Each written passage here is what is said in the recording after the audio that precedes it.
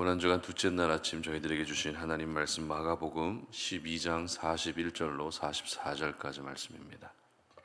예수께서 헌금함을 대하여 앉으사 무리가 어떻게 헌금함에 돈 넣는가를 보실세 여러 부자는 많이 넣는데 한 가난한 과부는 와서 두 렙돈 곧 한 고드란트를 넣는지라. 예수께서 제자들을 불러다가 이르시되 내가 진실로 너희에게 이르노니 이 가난한 과부는 헌금함에 넣는 모든 사람보다 많이 넣었도다. 그들은 다 그 풍족한 중에서 넣었거니와 이 과부는 그 가난한 중에서 자기의 모든 소유 곧 생활비 전부를 넣었느니라 하시니라. 아멘. 전부를 주신 하나님께 전부를 드려라 라는 제목으로 오늘 아침 말씀 전합니다.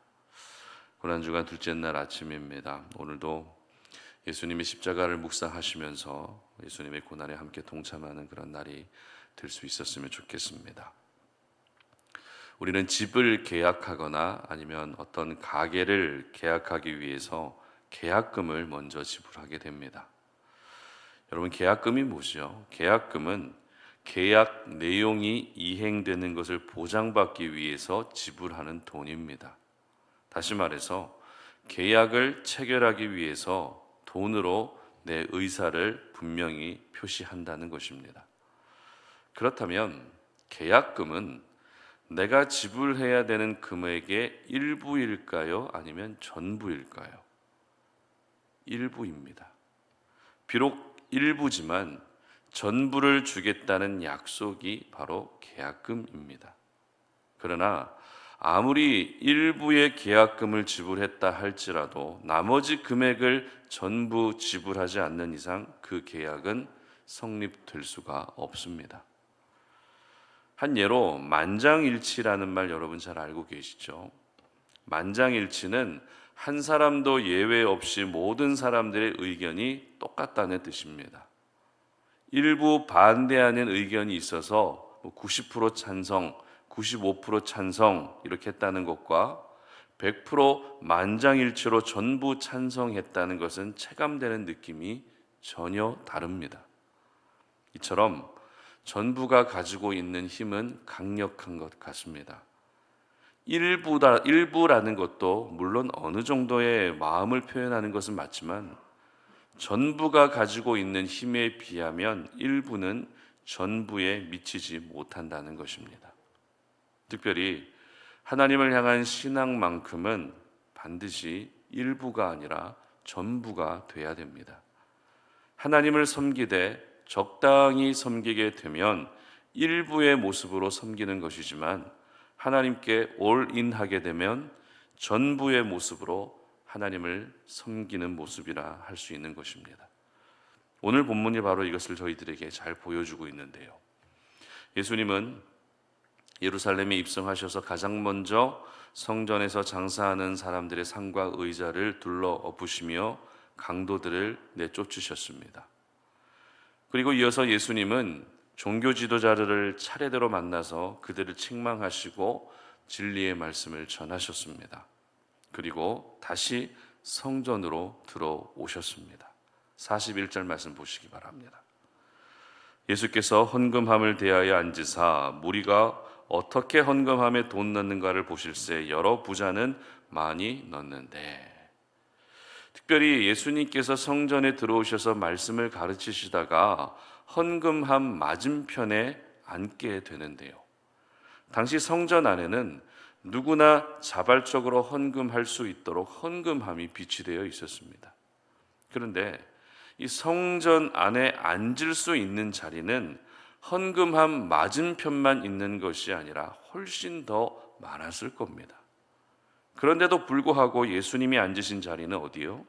바로 헌금함 맞은편에 앉으셨다는 것입니다.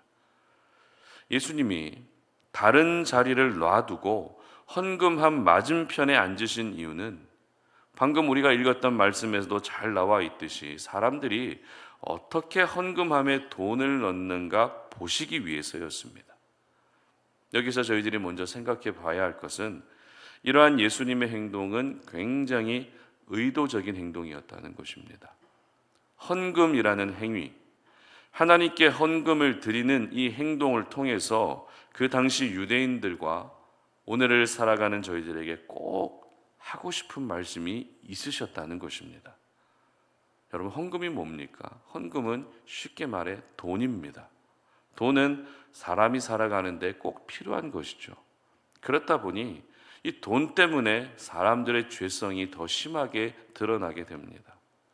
돈이라면 뭐든지 할 수 있는, 마치 돈의 노예가 된 세상이 바로 예수님 당시의 사회였고, 오늘 저희들이 살아가는 우리 사회의 모습이며 우리의 모습이라는 것입니다. 따라서 헌금을 드리는 행위를 통해서 교훈의 말씀을 전하신 것은 그 말씀을 받아들여야 하는 모든 사람들에게 가장 아프고 가장 예민하고 가장 타협하기 어려운 부분을 예수님이 건드리신 것입니다. 유대인들과 우리 입장에서는 어떤 생각이 들까요? 제발 그 말씀만은 하지 말아주시기를 바라지만, 예수님 입장에서는 그 말씀을 반드시 해야 했기 때문에 의도적으로 헌금한 맞은편에 앉으셨던 것입니다.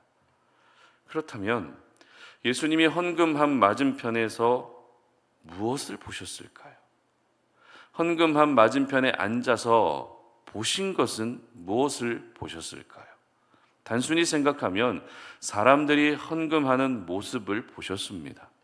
그러나 이 부분에 대해서 우리가 조금 더 구체적으로 살펴보게 되면 앞서 읽었던 42절 말씀은 무리가 어떻게 헌금함에 돈을 넣는가 보시기 위해서 이렇게 기록하고 있습니다. 여기서 중요한 표현은 어떻게라고 하는 표현입니다. 어떻게. 이 어떻게라는 표현은 주로 특정 행동을 하는 모습과 방식을 의미하는 표현이죠. 즉 예수님은 사람들이 헌금하는 모습, 헌금하는 방식을 보시기 위해 헌금함 맞은편에 앉으셨던 것입니다. 그런데 저희들은 이 헌금이라는 단어를 떠올리면 가장 먼저 어떤 생각을 하게 될까요? 어떻게가 아니라 얼마나를 먼저 떠올리게 된다는 것입니다. 다시 말해 헌금은 액수다. 이 생각이 이미 우리의 생각과 마음과 삶 속에 고착화돼 버렸고 고정관념이 돼 버렸다는 것입니다. 그런 점에서 오늘 예수님이 헌금함 맞은편에 앉아서 보고자 하셨던 것은 사람들이 얼마의 헌금을 하는지 액수를 보시기 위해서가 아니라 어떻게 헌금을 하는지 헌금을 드리는 사람의 마음과 자세를 보고자 하셨던 것입니다. 그러므로 여러분, 헌금에 대한 가장 성경적인 이해, 올바른 이해는 금액이 아니라 마음입니다. 얼마나가 아니라 어떻게입니다. 사실 이 말씀은 늘 헌금에 대해 부담을 가지고 있는 우리들의 마음 가운데 자유함을 주시는 굉장히 은혜로운 말씀이죠. 늘 우리는 얼마나 이 금액에 매여서 부담을 느끼지만 오늘 예수님께서 하시는 말씀은 어떻게, 이것을 우리에게 말씀하고 계신다는 것입니다. 많은 분들이 헌금 액수 때문에 헌금 생활을 고민하게 됩니다. 헌금 액수 때문에 헌금 생활을 아예 하지 못하는 분들도 계십니다. 그러나 여러분, 다시 한번 말씀드리지만 헌금은 액수가 아니라 마음입니다. 따라서 하나님께 드리는 헌금에 내 마음이 담겨져 있으면 그 헌금은 액수를 떠나서 하나님이 기뻐 받아주시는 예물이 되는 것입니다. 자, 그렇다면 하나님이 보시는 그 마음이란 어떤 마음일까요? 헌금함 맞은편에 앉으신 예수님의 눈에 여러 사람들이 들어오기 시작합니다. 먼저 예수님의 눈에 보인 사람들은 여러 부자들이었습니다. 그리고 또 보인 사람은 가난한 과부였습니다. 일단 이 두 부류의 사람들의 배경과 환경이 부자와 가난한 자라고 하는 극과 극의 배경이었죠. 특별히 이 가난한 과부가 드린 헌금은 2 렙돈이 전부였습니다. 부자가 드린 정확한 헌금의 액수는 알 수 없지만 가난한 과부가 드렸던 두 렙돈은 당시에 가장 적은 화폐 단위였습니다. 한 렙돈이 노동자 하루 품삯의 128분의 1밖에 되지 않았습니다. 오늘날로 생각하게 되면 하루 일당을 12만 원으로 계산하게 되면 두 렙돈은 2천 원도 안 되는 적은 금액이었습니다. 그런데 이 말씀을 보면서 본질과 다른 부분에서 호기심이 발동하는 분들도 계십니다. 어떤 호기심인가 하면 가난한 과부가 두 렙돈을 드린 것을 예수님이 어떻게 아셨는가 하는 호기심입니다. 그래서 한 사람이 헌금함에 헌금을 하고 가면 예수님이 헌금함 앞에 또 가서 그것을 일일이 확인하신 것이 아닌가 이런 생각을 한다는 것이죠. 참고로 당시 화폐는 지폐는 없었고 모두 동전이었습니다. 그래서 각 동전의 금액에 따라서 크기도 달랐고 무게도 달랐습니다.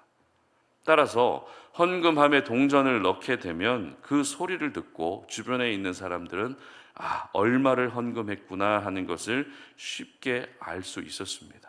그런데 마침 가난한 과부가 드린 두 렙돈은 가장 보잘것없는 소리가 나는 그런 동전이었던 것이죠.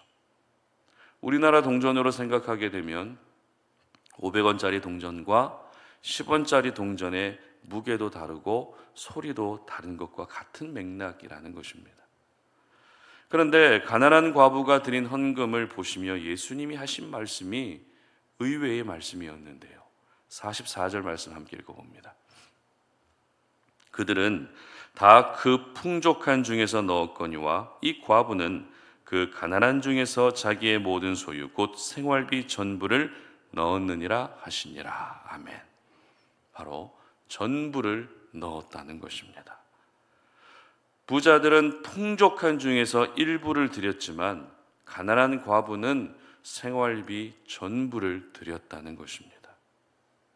헌금의 액수를 보면 부자들이 드린 헌금이 압도적으로 많았겠죠.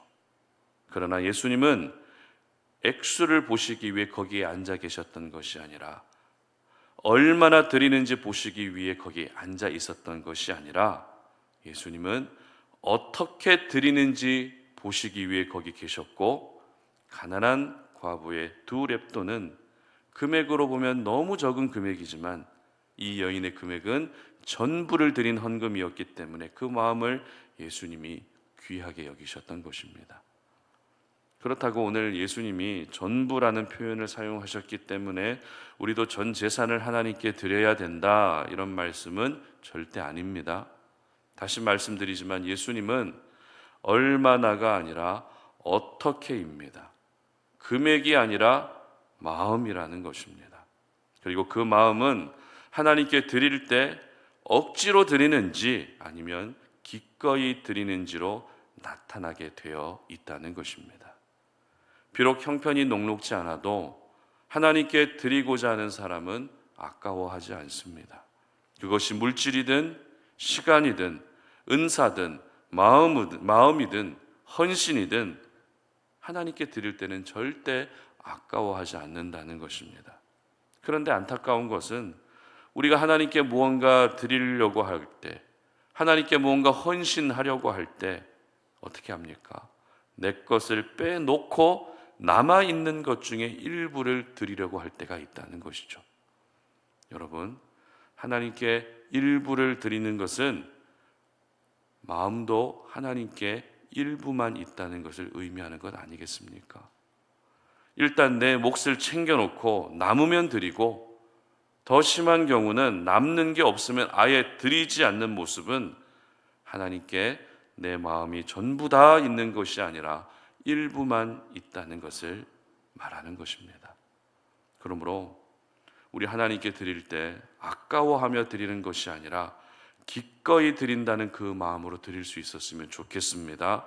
남는 것을 드리는 것이 아니라 가장 먼저 하나님의 것을 따로 떼어놓고 드리게 되면 하나님은 그것을 전부를 드린 것으로 받아주시는 것입니다. 그렇다면 왜 우리가 하나님께 전부를 드려야 될까요?